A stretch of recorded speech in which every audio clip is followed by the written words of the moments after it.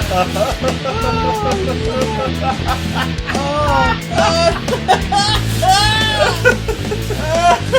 then I said, I've done cocaine. Can I be Prime Minister now?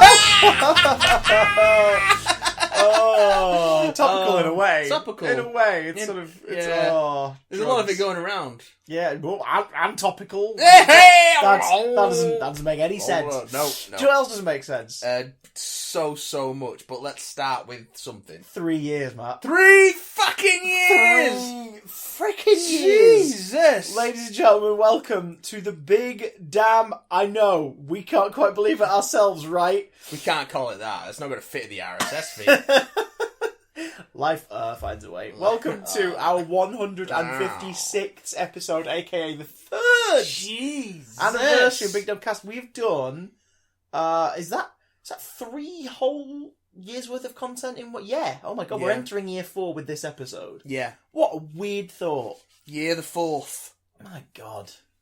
I mean, where do we even start? Like, we're good. Let's get gushy to everybody who's listened to us Gushy. ever across the last 3 years. Everyone in the whole world. Thank you for putting up with our nonsense. For anybody who's listened to us and never spread the links, you're a dick. But we still love you for listening. Thank you for supporting us.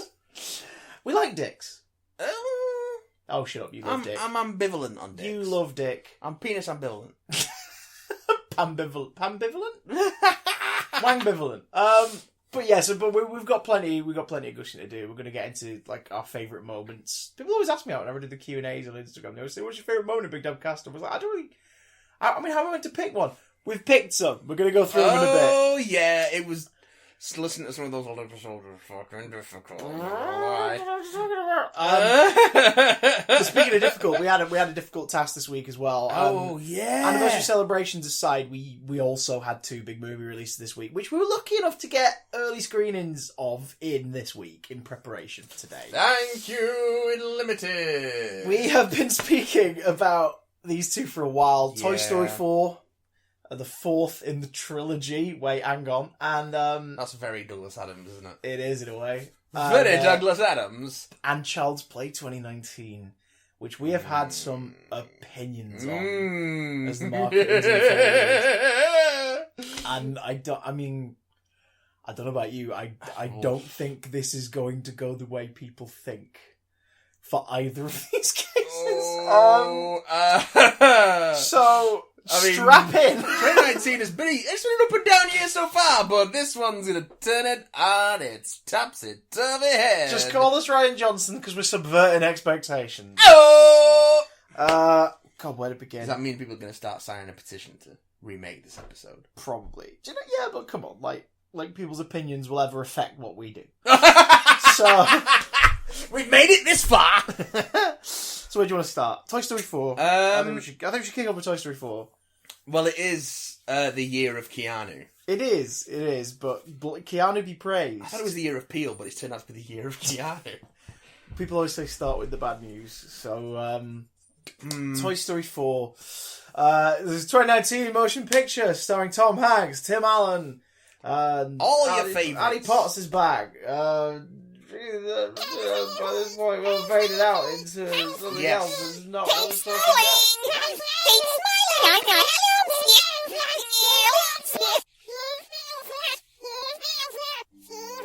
The podcast started 13 years ago this very day, but the humble beginnings of the Big Damn Cast were a far cry from the mysterious and upsetting subject it has become.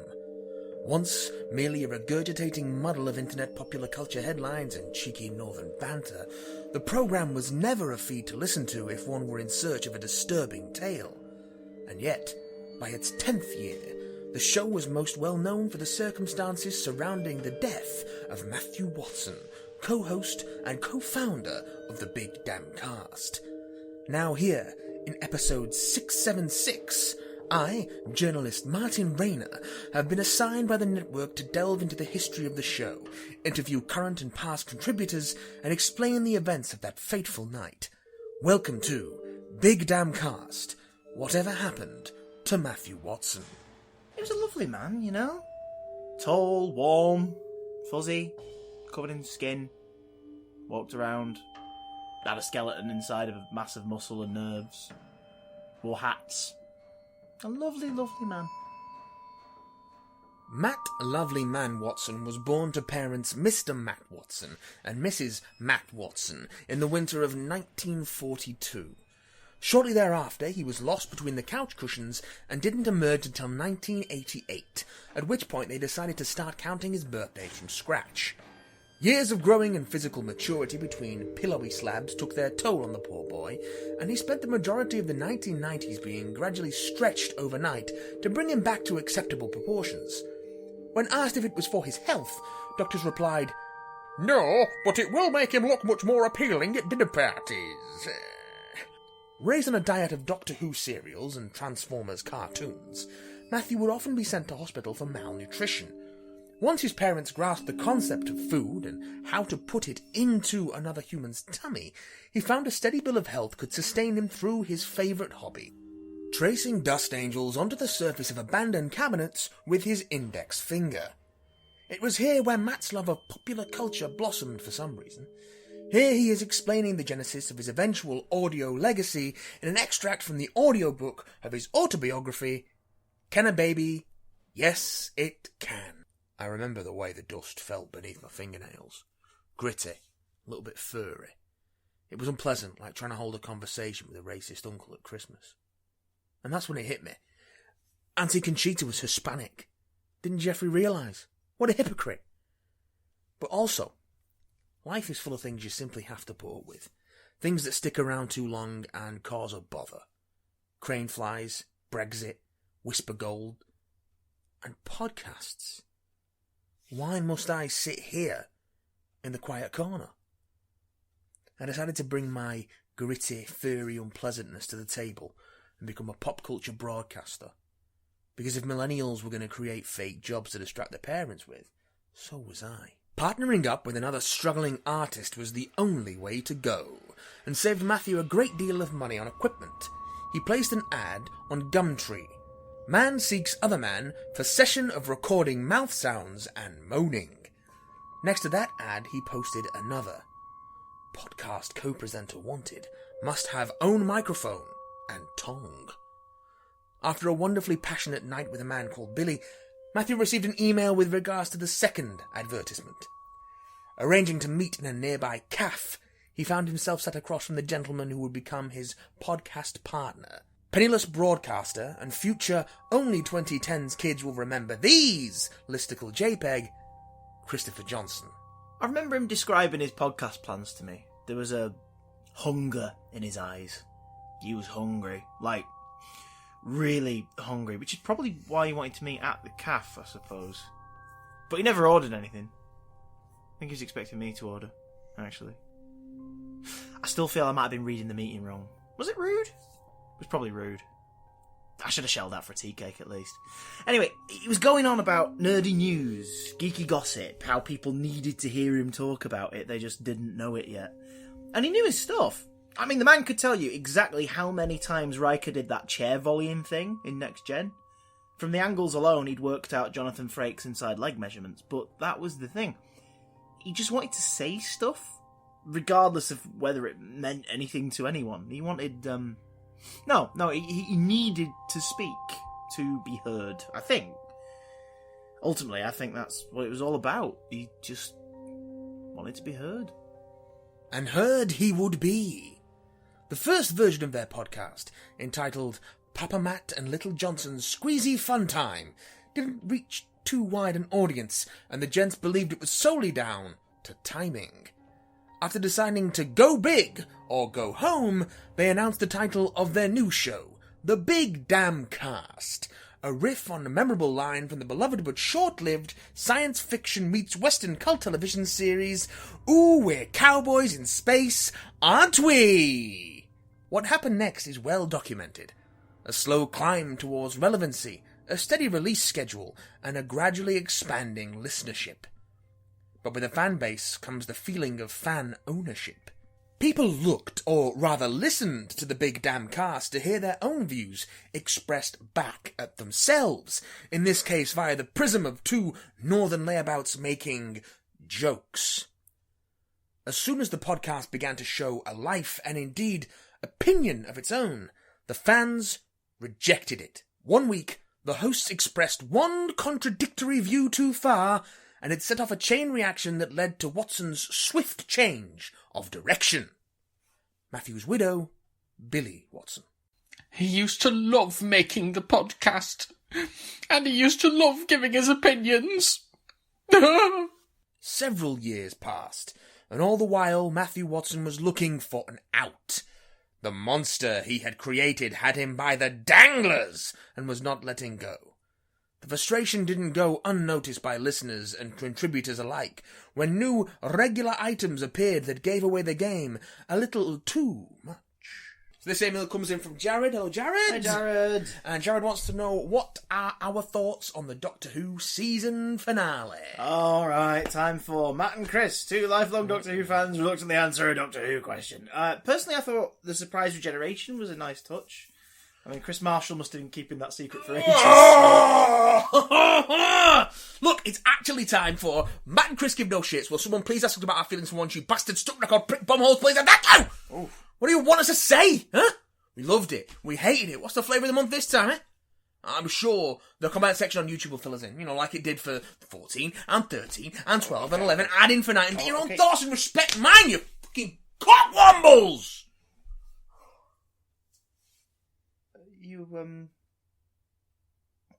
You okay? Yeah, fine. Right. Okay. This one's from Tom Monty, and he says, then, one day, everything changed. Again.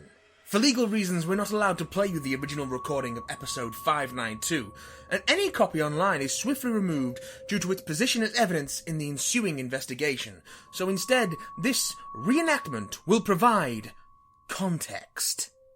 Has anyone stopped to think if we actually need a Ruby Thursday MCU movie? Okay, Matt. Calm your tits, son. No, lad. My teats shall not be calm. I'm sick of this pop cultural monopoly. Why? Why must you be like this? Why must life be like this, fam? Why, God, why?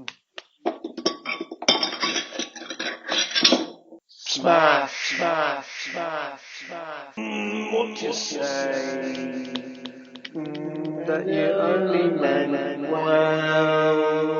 That is what you say. What did you mean?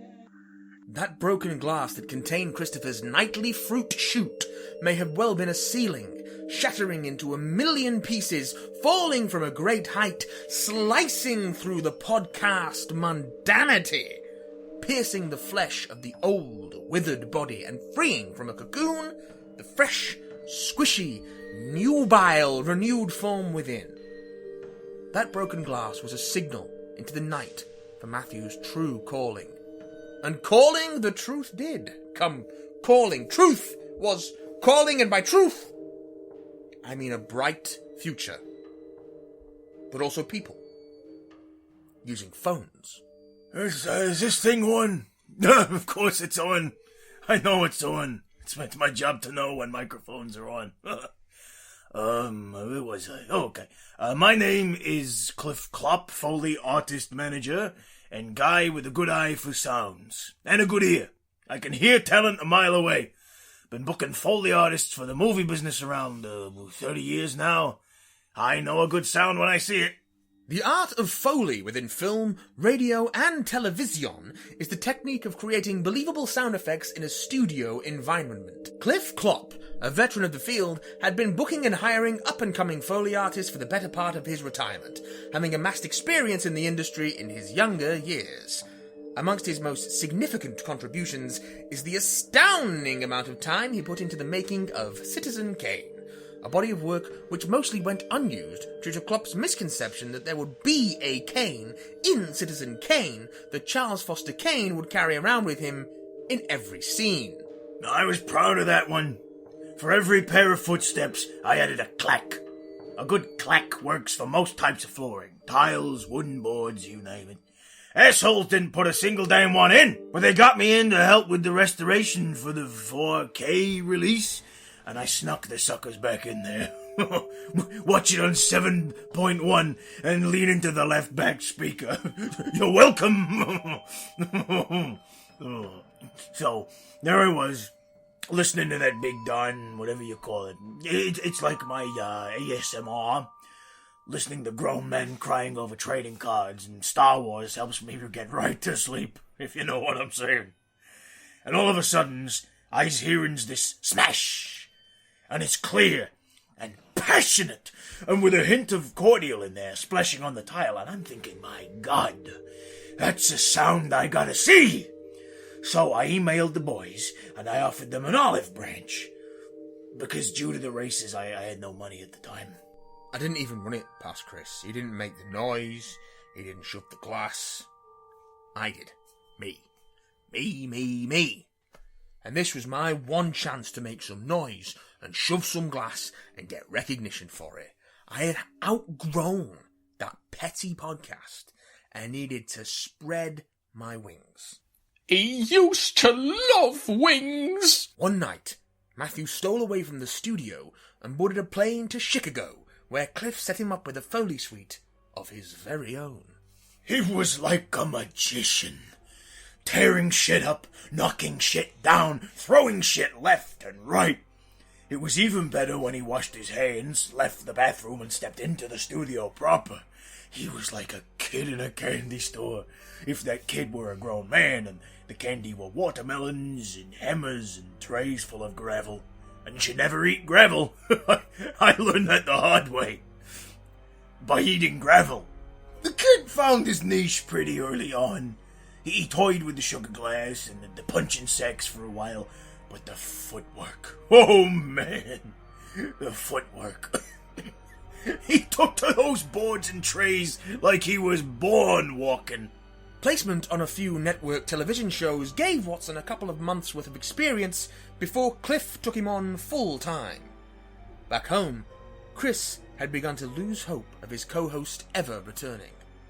Fill-in guest presenters managed to keep things together for a short while, but it was clear that, without Matt, the big damn cast was rudderless. That was a reference to boats. And much like a sinking boat, Chris was sinking. Like a boat. Ideas to keep the show afloat, like a boat, backfired in every way. The cheeky northern charm was gone. Publicity stunts would only do so much, but the risks were far too great. A Halloween special saw the return of regular contributor and guest Charlie DeMelo, and the use of a Ouija board to contact dead celebrities. The resulting demonic activity caused several listeners to black out and left Charlie possessed by the spirit of Sir Ian McKellen, who resides within him to this day. A fact made more disturbing when one considers that Ian McKellen, as of the recording of this program, is still very much alive. I regret ever having sat down to record that night. It was just harmless fun. I didn't think it would actually work. Oh, come now, Charlie. Please stop complaining. I'm hungry. But Ian, we've had breakfast already. Oh, it's not food that will sustain me, Charlie. Please, just leave me alone. We need the souls, Charlie. Bring me souls. Delicious souls. Now you're getting it, Charlie. We must feast. Matthew's career continued to grow in leaps and bounds.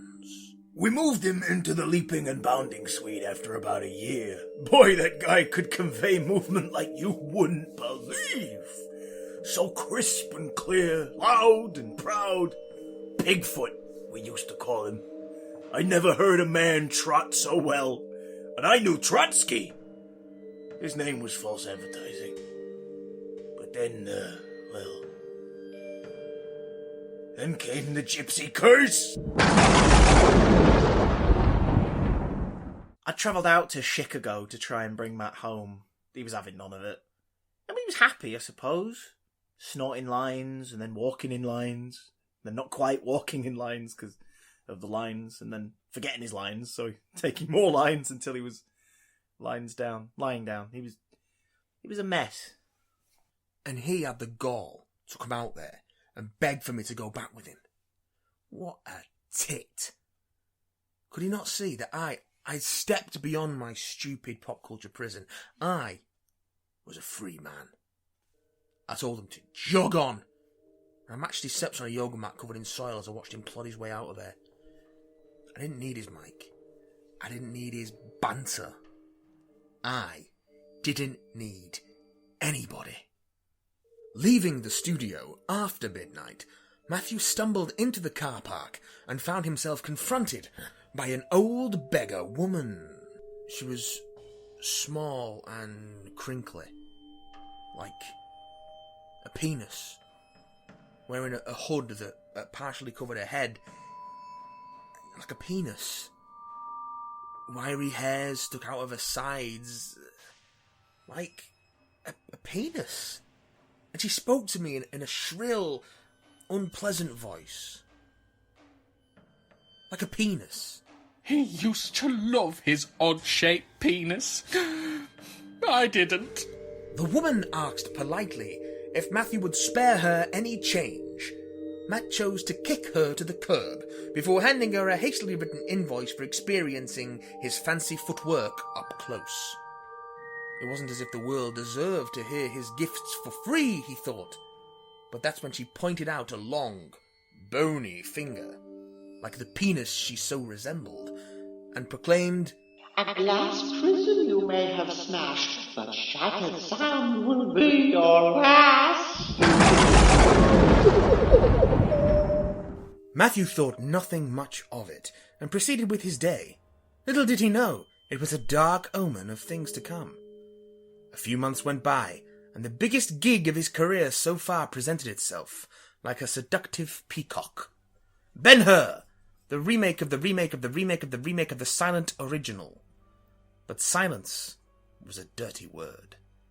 Matthew's talents were being sought after for the most ambitious piece of Foley work ever put to film. Chariots don't sound like chariots on a set. They sort of go...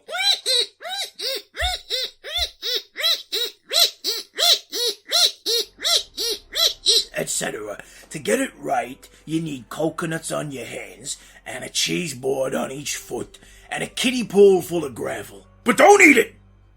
I could not possibly be clearer on that. No one has ever attempted anything like this before. By the time this book is in your hands, I'll have entered the halls of legend. 1 man, 15 chariots, 120 hooves. There's no way to not hear me now. See you on the other side, kiddies. When they found him,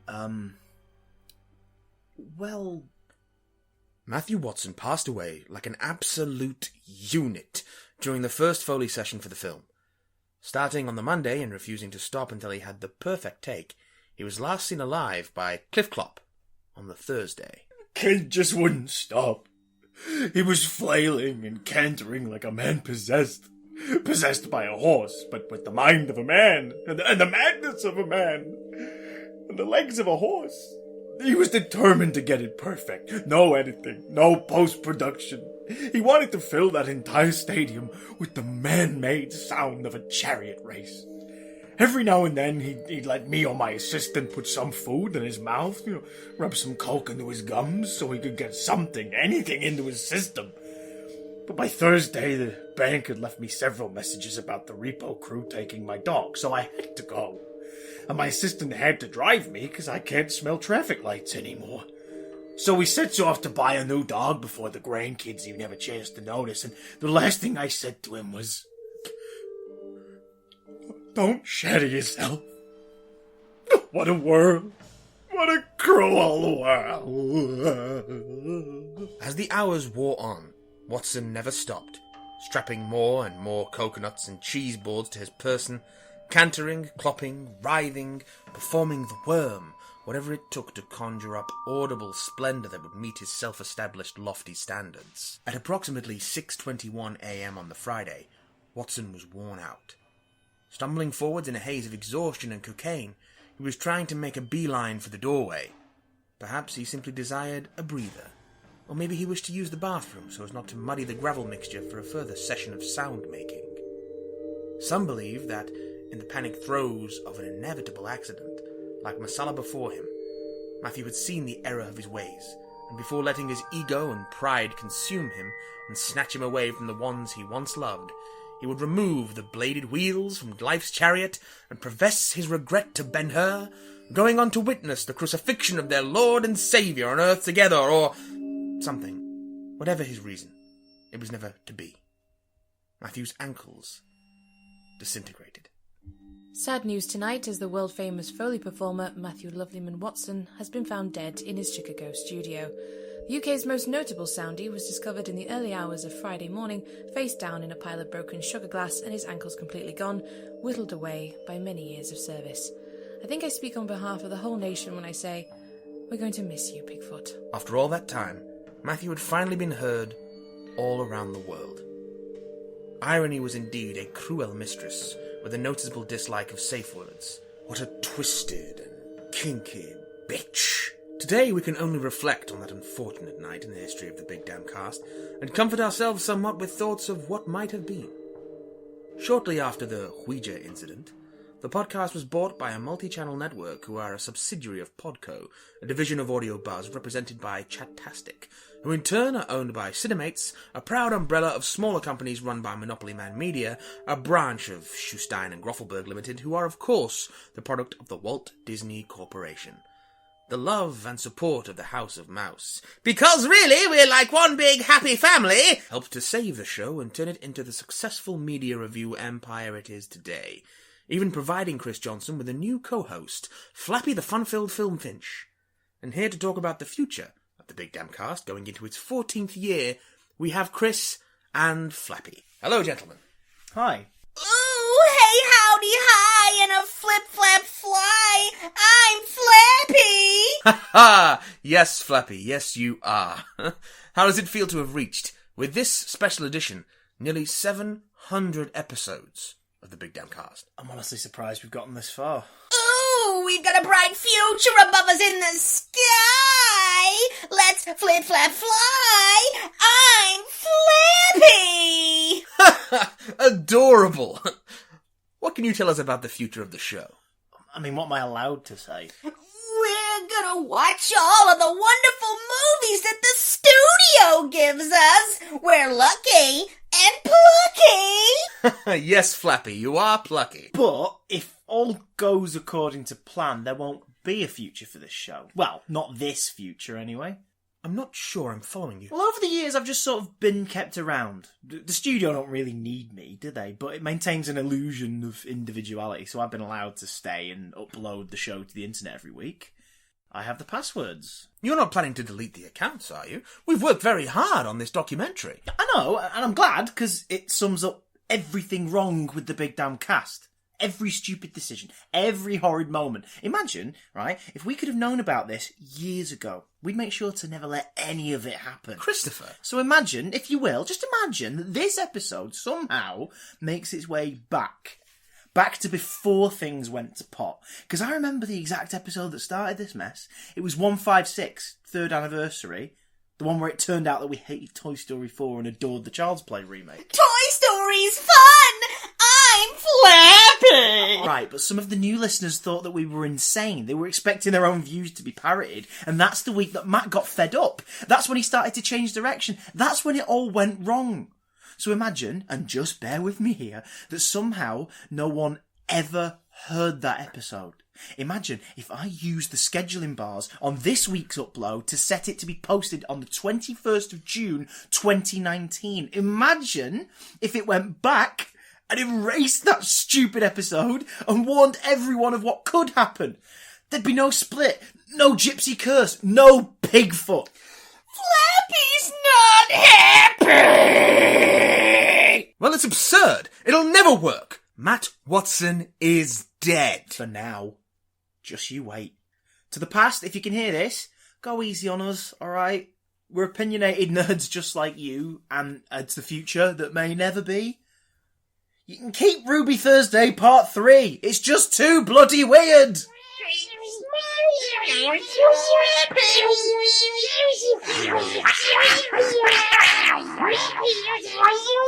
So ultimately, I just think Yeah. that if we ever do an entire episode about the Sherman Brothers, Yeah. we should probably do it by a piano. Yeah. To be honest, like we should do a musical episode. Yeah, but I'd have to learn the piano. It's true, and I can play about 3 notes. I'd have to learn how to sing. You can sing. I've heard you sing. I don't sing, sir. I need to whet my whistle before I can bet sing. you do. Have you seen my glass, actually? No. I'll get a drink after this. Okay. So, yeah, that's it for our 3rd anniversary. Maybe it'll be musical for 4th, eh? Maybe. Who knows? It gives us. I'll need about a year to write 30 minutes of music. We've got time. And we'll just recycle it.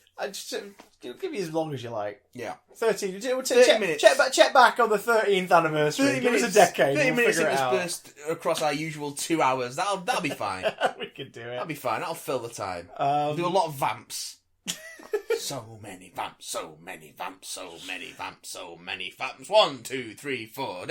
Yeah. I enjoyed your treble clef. I thought so. Doesn't make any sense to anyone who doesn't read music. No. I don't read music, but I do read tweets. Tweet us at BigDamnCast on Twitter. You can also email bigdamcontact@gmail.com. Where else can they catch us? Also on twitch.tv/BigDamnStream for eventually backlogging whenever I get around to it. And which is also archived on YouTube. And yeah, keep an eye out for all things Big Damn on those channels. It's going to be a big, bright, beautiful future. Although, I'll be honest, I'm dreading the emails after this week. Fucking hell. Yeah. Can you imagine? Good lord. Right. See you later, everybody. Bye. Goodbye.